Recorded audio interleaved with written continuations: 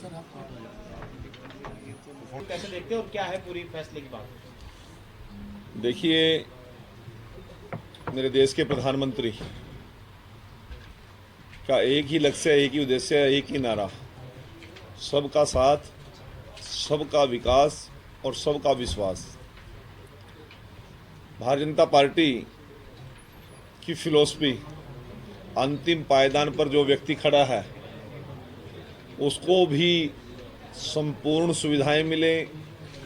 आर्थिक तौर पर, सामाजिक तौर पर, शैक्षणिक तौर पर सभी को समान रूप से ताकत मिले।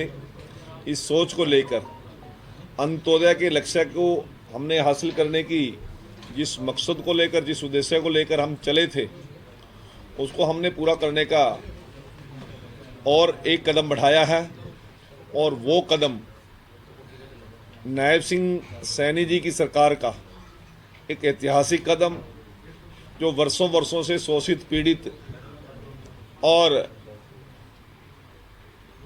सभी संसाधनों में पिछड़ रहे समाज डीएससी वर्ग को चुनाव से पहले घोषणा की, सुप्रीम कोर्ट के आदेश के अनुसार की, और उन घोषणाओं में ये कहा कि यदि हमारी सरकार बनेगी तो हम अनुसूचित जाति वर्ग में भी वर्गीकरण, नौकरियों में और शिक्षा में हम पहले से दे रहे थे, नौकरियों में भी देने का काम करेंगे। और हरियाणा की जनता ने और ख़ास तौर से डीएससी वर्ग ने एक ऐसा ऐतिहासिक कदम उठाया जो केवल पहले छिप छिपा के किसी भी दल को वोट दिया करता था, वो दल उसका एहसान मानता था, नहीं मानता था, शायद पता भी नहीं लगता था। वो वर्ग एकदम से यू टर्न लिया, सड़कों पे आया और हरियाणा प्रदेश के अंदर तीसरी बार भारतीय जनता पार्टी की सरकार, नायब सिंह सैनी जी की सरकार बनाने का काम किया और ऐतिहासिक बहुमत के साथ किया। उस डीएससी वर्ग के बात को रखते हुए माननीय मुख्यमंत्री जी ने पहली कैबिनेट में पहली ही कलम से डीएससी वर्ग के आरक्षण को देने का जो घोषणा की थी, वो पहली ही कैबिनेट में 18 अक्टूबर को उसको लागू करने का काम कर दिया। और उसके बाद विधानसभा के अंदर भी मुख्यमंत्री जी ने जिस प्रकार से जोरदार तरीके से डीएससी वर्ग की वकालत की, ये एक ऐतिहासिक दिन था। और आज सीईटी की भर्ती, जो हमारी ग्रुप डी की भर्ती होने जा रही है, जिसके अंदर लगभग 7,596 पोस्टें टोटल हम निकालेंगे और सभी वर्गों का समान रूप से आरक्षण देते हुए जिस प्रक्रिया सीईटी की है, उस प्रक्रिया को आगे बढ़ाते हुए डीएससी वर्ग को लगभग 605 और ओएससी वर्ग को 604 पोस्टों के साथ जो हमारा 20% आरक्षण है टोटल, उसका डिस्ट्रीब्यूशन करने का हरियाणा की सरकार ने फैसला लिया है। मेरे पास शब्द नहीं है कि मैं हमारे मुख्यमंत्री जी का किस प्रकार से आभार प्रकट करूं, हमारे केंद्रीय नेतृत्व का आभार प्रकट करूं, और अंत्योदय का जो नारा दिया पंडित दीनदयाल उपाध्याय जी के चरणों में किस प्रकार से मैं अपने श्रद्धा सुमन अर्पित करूं। ये एक दलित, शोषित और पीड़ित वर्ग की एक बहुत बड़ी मांग को माननीय मुख्यमंत्री जी ने इम्प्लीमेंट करने का काम किया। वर्षों वर्षों तक हमारा समाज और आने वाला समाज माननीय मुख्यमंत्री जी का और भारतीय जनता पार्टी का एहसानमंद रहेगा। मेरे पास आज हम सभी लोग मिलकर माननीय मुख्यमंत्री जी का आभार भी प्रकट करने जाएंगे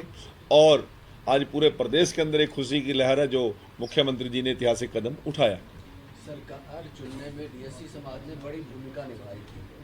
क्या मानते हैं कि जो उनकी मांग थी कि उन्हें आरक्षण दिया जाए, एक प्रतिनिधि सरकार में दिया जाए, क्या मानते हैं कि उससे अब उनके समाज का सामाजिक न्याय हो जाएगा? बिल्कुल।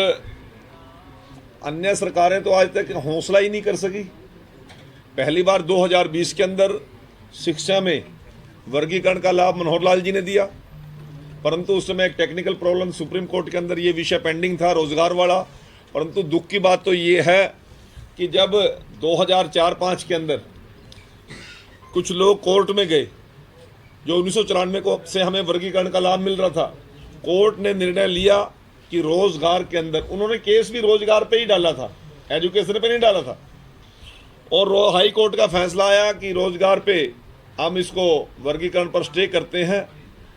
परंतु हुड्डा सरकार ने तो कमाल कर दिया, कोर्ट ने स्टे दिया, कोर्ट ने रोक लगाई रोजगार पे, उसने एजुकेशन पे भी ऑटोमेटिक रोक लगा दी।